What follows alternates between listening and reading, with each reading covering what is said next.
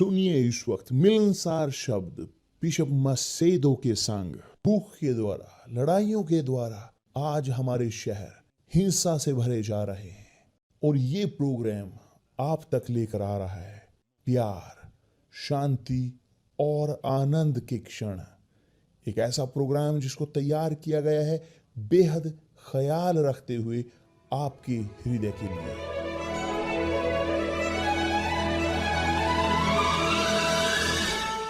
और अब आपके साथ मिलनसार शब्द बिशप मसेदो के।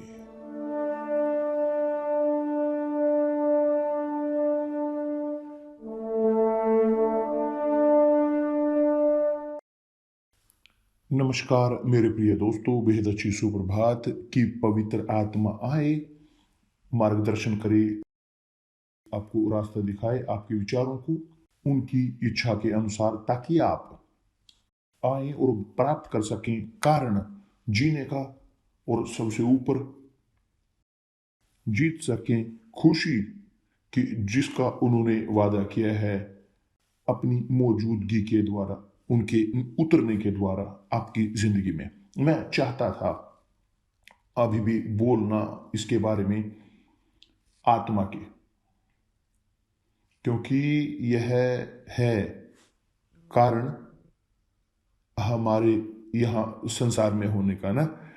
हमारी आत्मा, शरीर नहीं, शरीर ये है केवल एक साधन हमारी आत्मा का।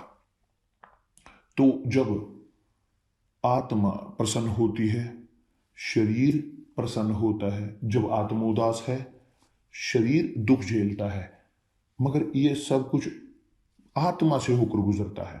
यह दिखाई पड़ती है आनंद, सभी उदासी, सभी फ्रस्ट्रेशन, सब तनाव दिखता है आत्मा में।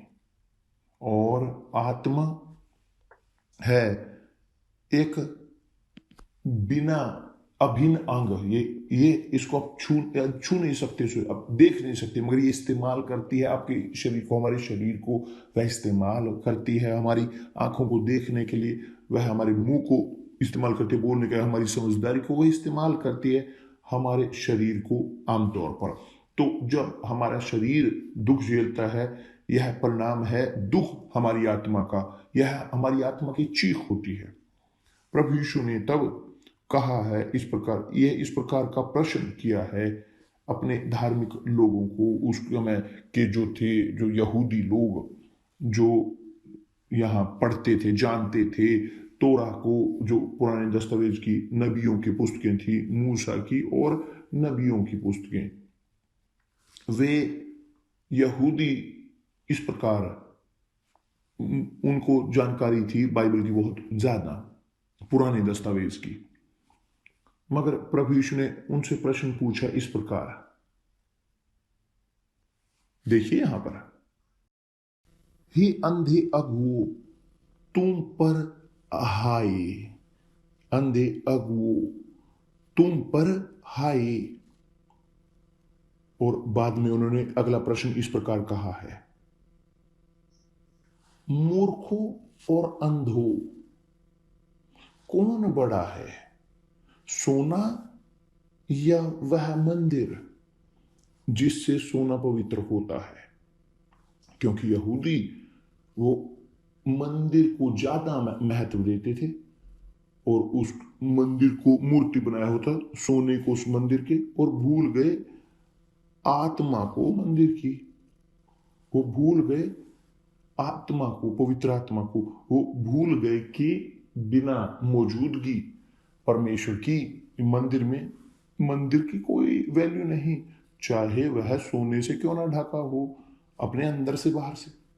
और इसीलिए प्रभु यीशु ने कहा, अंधे कि तुम सोचते नहीं हो, तुम नहीं तर्क रखते, तुम बहुत भावनाओं में भरे हुए, तुम केवल सोचते हो जो देखते हो, तो आप वो शेयर कर रहे हो जो आप देख रहे हो, तो आप वो काम करते हो, वो करना चाहते हो कि जो देखते हो अपनी शारीरिक आंखों से, तो आप मूर्ख हो। मूर्ख वह व्यक्ति कि जो नहीं सोचता, वो तर्क नहीं रखते, वे निर्णय लेते हैं इसके भावनाओं के ऊपर, हृदय के, आत्मा के और तुम पर है, तुम पर है। प्रभु यीशु ने कहा है कि अंधे अगुओ, तब उन्होंने कहा मूर्खों और अंधों, कौन बड़ा है, सोना या मंदिर जिससे सोना पवित्र होता है? क्या है बड़ा? कि दूसरे शब्दों में आपका शरीर, आपकी आत्मा, कि जो आपकी शरीर को जिंदगी देती है, कौन है बड़ा? क्या है ज्यादा महत्वपूर्ण, मेरा शरीर या मेरी आत्मा? कि जो शाश्वत है, मेरा शरीर जो है जाने वाला, या मेरी आत्मा कि जो है शाश्वत? और वचन अगले में उन्होंने इस प्रकार वचन 19 में कहा है एक बार और, हे अंधो और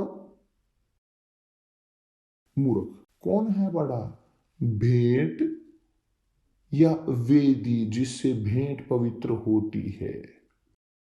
क्या है बड़ा, कौन है बड़ा? वेदी या बेहतर भेंट या वेदी जिससे भेंट पवित्र होती है।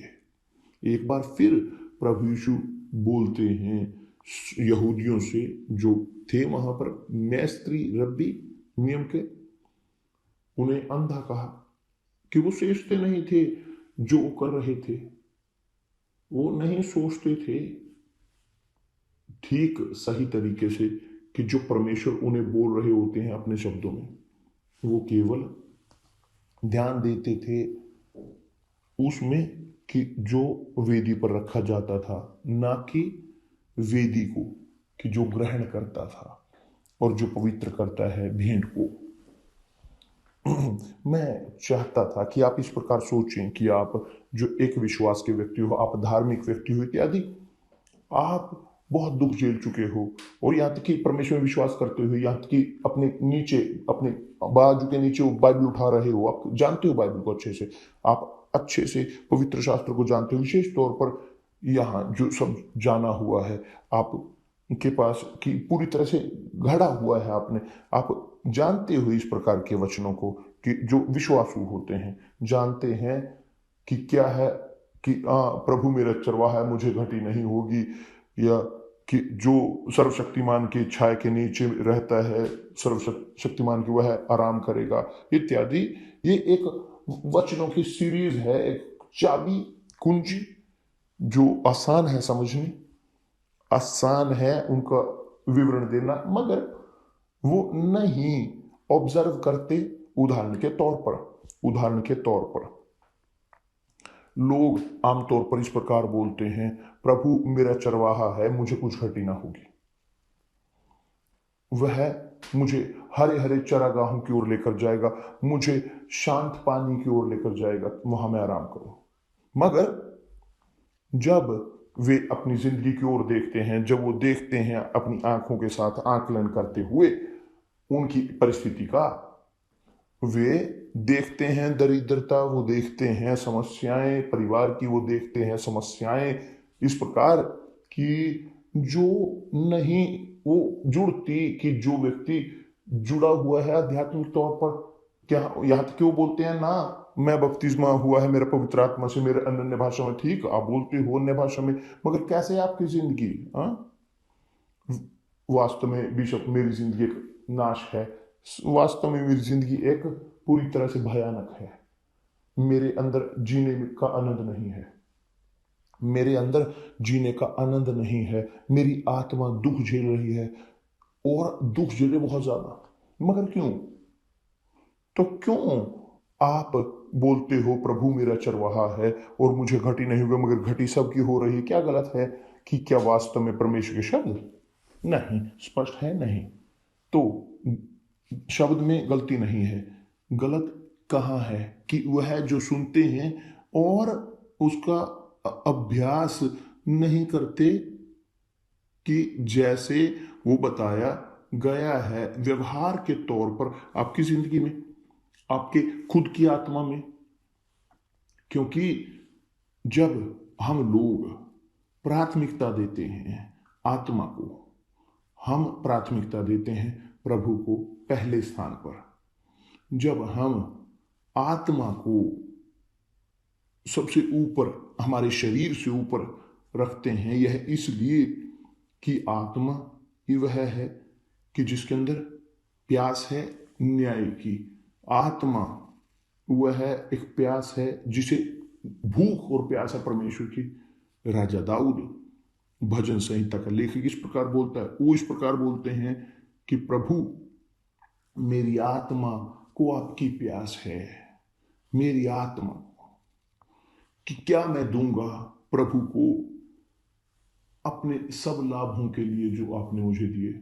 मैं उद्धार का प्याला उठाऊंगा कि ये वो दाख मधु का नहीं है कप, ये कप पानी का नहीं है, नहीं है एक ऐसी चीज शारीरिक नहीं, मगर उद्धार का प्याला। और मैं तुझको पुकारूंगा प्रभु मौजूदगी में सबकी। तो आप वेरीफाई कर सकते हो कि जब विचार जब चलाए नहीं जाते पवित्र आत्मा द्वारा, वो विचार वो परिवर्तित होते हैं आत्मा से, कि जो महत्वाकांक्षी है, लालची है, इच्छाएं हैं चीजों की, इस संसार की। आत्मा जो इच्छा करती है लाभ, सुविधा, आनंद, हर्ष, पैसा, ताकत, आत्मा वो चाहती है संतुष्ट करना आपके शरीर को। वह चाहती है कि आपका शरीर हो पूरी तरह से उसका ख्याल रखा जाए, उसकी सब जरूरतें पूरी हो, इस प्रकार सोचती है। यदि मेरे शरीर के पास सब कुछ हो तो आत्मा खुश होती है। मगर आप जानते हो कि आम तौर पर जिनके पास पैसे हैं, अमीर, कि जो अपने आप को मारते हैं, लोग जिनके पास कुछ चीज है खुद को मार रहे होते हैं। पिछले सप्ताह मैंने ये बोला था कि एक महिला कि उसने एक बहुत खूबसूरत अपार्टमेंट खरीदा, आखिरी उस जनरेशन का, एक मियामी के बीचों बीच, और उसके पास एक महल था उस अपार्टमेंट में, एक पूरी तरह से ढका। और क्या हुआ, वहां नीचे दुकानें थी कपड़े की और बहुत दूसरी चीजें।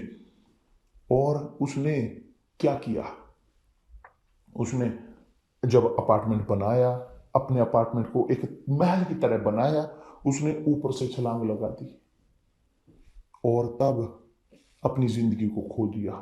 क्यों? और पुलिस ने वेरीफाई किया कि वह अकेली थी, वो महिला।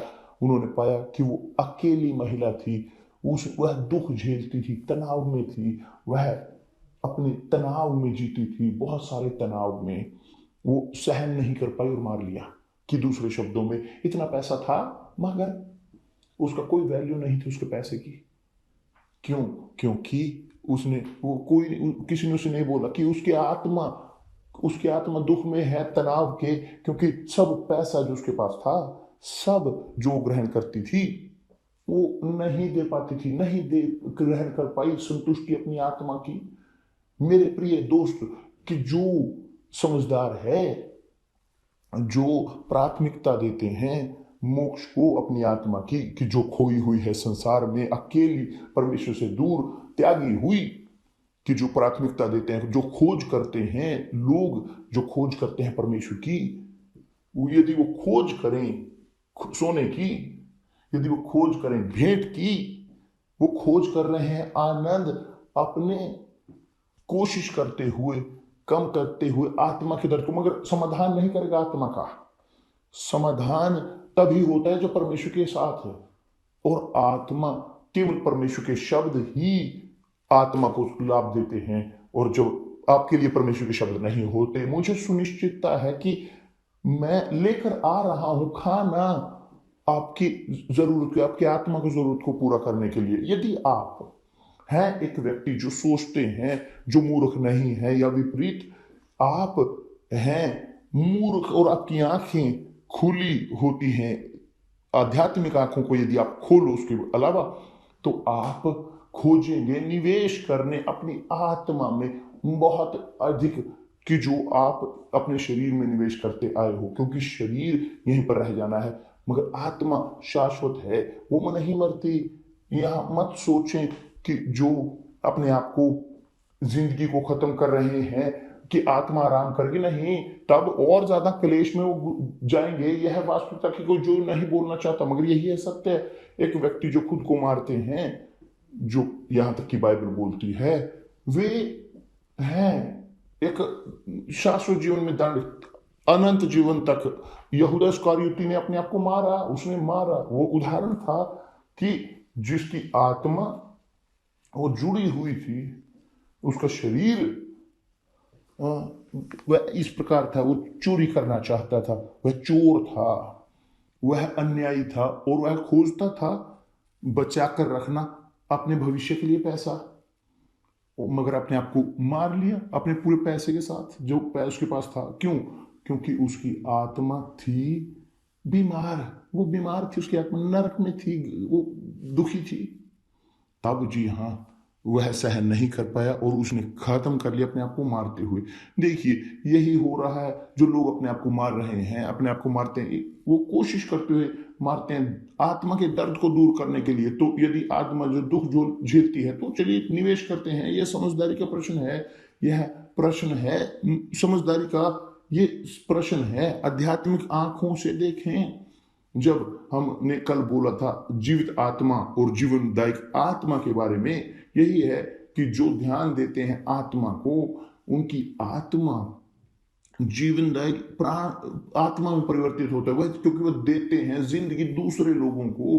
क्योंकि आत्मा उनकी या उनके प्राण वो संतुष्ट होते हैं, वो जिंदगी में खुश होते हैं।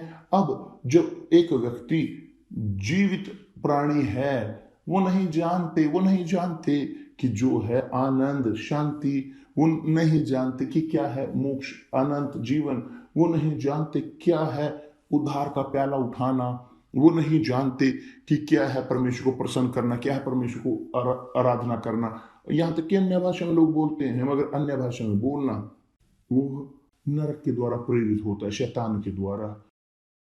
क्योंकि कुछ भाषाएं वास्तव में अन्य, यहाँ तक कि परमेश्वर के लिए भी होती हैं, क्योंकि वो शैतान की भाषाएं होती हैं। और ये लोग बहुत दुख झेलते हैं, वो दुख बहुत ज़्यादा झेलते हैं, वो बेचैन होते। और आप उदाहरण के तौर पर, आप जो मुझे देख रहे हैं, जो दुख झेल रहे हैं अपनी आत्मा में, आप जो चर्च में जाते हैं, आप चेन बनाते हैं, ये करते हैं, वो करते हैं, ये अपनी पूरी तरह से आपने बहुत कार्य किए हो, मगर आपकी आत्मा बेचैन है। जानते हो क्यों? आपने पवित्र आत्मा प्राप्त नहीं की। क्यों आपकी आत्मा अभी बचाव में नहीं? क्योंकि आपने अपनी इस आत्मा को नहीं सौंपा प्रभु यीशु को। यह आत्मा आपका हृदय है, और जब आपका हृदय है एक व्यक्ति में या इस संसार की चीजों में, आपकी आत्मा दुख ही झेलती रहेगी, वह जारी रखेगी दुख में, क्लेश में। एक व्यक्ति के पास सब कुछ हो सकता है, मगर आपकी आत्मा पूरी तरह से दुख झेलेगी। यहाँ तक कि जब आप दें कि बोलें, सोचें, रुकिए, सबसे महत्वपूर्ण मेरा शरीर नहीं है, सबसे महत्वपूर्ण है मेरी आत्मा। तो मैं अपनी आत्मा को, मेरे हृदय को लूंगा, मैं वेदी पर रखूंगा। ये है कारण इजराइल के अभियान का, कि यदि आप हैं समझदार आप हो, यदि आपके पास समझ है, थोड़ी बहुत सोचते हैं, आप तर्क रखते हैं, समझदारी बुद्धिमानी आपके पास है, तो आप पूरा वो करते हो, जानते हो कि आपकी शरीर के समान आपकी आत्मा भी महत्वपूर्ण है। क्योंकि आपका शरीर जल्दी या बाद में, समय के साथ घटता एक दिन उसमें गड्ढे में जाएगा, मगर सड़ेगा। मगर आपकी आत्मा नहीं, आपकी आत्मा आग नहीं पकड़ती, आपकी आत्मा नहीं मरती, आपकी यहाँ धरती में नहीं जाती। तो आपकी आत्मा का ख्याल रखते हैं लोगों, अपनी आत्मा का ख्याल रखें। क्योंकि यदि आप अपनी आत्मा का ख्याल नहीं रखोगे और मरे, आपकी आत्मा नरक में जाएगी और कलेश दुख होगा। और आपकी जो यहां पर आत्मा दुख झेल रही है धरती पर, यह कुछ भी नहीं है इसके बराबर कि जो वहां अनंत जीवन में, वहां नरक में होगा। देखिए क्या प्रभु यीशु ने यहां पर कहा है उस कहानी में, उस तथ्य में, जो घटना में हुआ, कि जो बताता है भिखारी लाजर और अमीर के, भिखारी मरा और दूतों द्वारा लेकर जाया गया अब्राहम के भुजम में, जो अब्राहम के लिए बनाया गया था। मगर अमीर वह परमेश्वर को कुछ नहीं देता था, मरा और उसी वक्त वह दफनाया गया। और उसके बाद यीशु ने कहा नरक में वह कलेश झेलते हुए, प्रभु यीशु ने देखा उसे होते हुए। तथ्य हुआ वहां बेबीलोन में अमीर के पास बहुत ज्यादा पैसा था, वो बहुत, और अब जब वो मर गया उसकी आत्मा नरक में गई। और जब एक व्यक्ति मरता है उसकी आत्मा बचाव में है, यह नहीं इसको बदल सकते, उस परिस्थिति को नहीं बदल सकते, नहीं, कोई रास्ता नहीं है बदलने का। यदि आप इस वक्त मुझे देख रहे हो, आकलन करें अपनी आत्मा का, अपनी परिस्थिति का, अपनी आत्मा का। क्या है, कौन है बड़ा, कौन है ज्यादा महत्वपूर्ण आपकी जिंदगी में, आपकी आत्मा या आपका शरीर? प्रभु यीशु ने प्रश्न पूछा उन फरीसियों से, कपटियों से, कौन है बड़ा, भेंट या वेदी जो भेंट को पवित्र बनाती है, जो ग्रहण करता है भेंट को? कौन है बड़ा, सोना कि जो मंदिर के अंदर ढकता है, या मंदिर जो पवित्र करता है उस सोने को? तो हर एक को आकलन खुद का करने की जरूरत है, देखने के लिए और निश्चय करने के लिए अपना भविष्य का, अपनी समझदारी के अनुसार, बुद्धिमानी के और परमेश्वर के शब्दों पर आधारित। कौन है बड़ा मेरे प्रिय दोस्त? क्या महत्वपूर्ण है ज्यादा, आपका परिवार या आपकी आत्मा? क्या है ज्यादा महत्वपूर्ण, आपका पैसा या आपकी आत्मा? क्या है ज्यादा महत्वपूर्ण, आपकी सफलता, आपकी खूबसूरती? क्या है ज्यादा महत्वपूर्ण, कि आप जो शीशे में देखते हो या जो आपके अंदर है, कि जो है आपकी आत्मा? आत्मा शाश्वत है, मत भूलिए।